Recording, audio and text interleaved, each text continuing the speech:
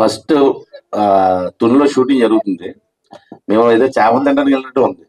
రోజు బోట్లు రావటం, వాళ్ళ దగ్గర కొనుక్కోవటం, వండించుకోవడం, తినటం, ఇదే పరిస్థితి. Thank you so much darling. Director bro, thank you so much, మంచి క్యారెక్టర్ ఇచ్చావు. కాదు, ఇక్కడ మీడియా వాళ్ళు కూడా చెప్తున్నారు ఏదో బోరలు అంట కదా. ఏం బోరా? అయ్యా తీర్థంలో సమ్ ఇచ్చి పోతే శాస్త్రం చేయమని చేసాం అంతే. కానీ ఇంకోటి బ్రో, మేము ఇంకెంత మాట్లాడవలసిన లేదు, సినిమా మాట్లాడేస్తుంది, అట్లా వచ్చిందంతే.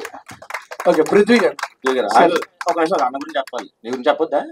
ఒక నిమిషం చెప్పిన బేసిక్గా నిజంగా మీరు తునిలో షూట్ చేసాం భయ్య. అంటే షూటింగ్ వెళ్ళినట్టు కాకుండా ఏదో పిక్నిక్ వెళ్ళినట్టు, వేటాడకి వెళ్ళినట్టు, ఏదో తలస్నానం చేతకి వెళ్ళినట్టు ఉండేది మాట. అంటే దానికి కూడా రీజన్, ఇప్పుడు సినిమా రిలీజ్ అయిన తర్వాత 50 మంది ఆర్టిస్టులు వస్తారు బయటకు అన్నాడు కదా. అందరికీ లైఫ్ వస్తుంది సినిమా రిలీజ్ అయ్యాక, కానీ రిలీజ్ అవ్వకముందే ఒక ఆర్టిస్ట్ మాత్రం ముందే లైఫ్ వచ్చేసింది, ఆయనే నాగి గారు.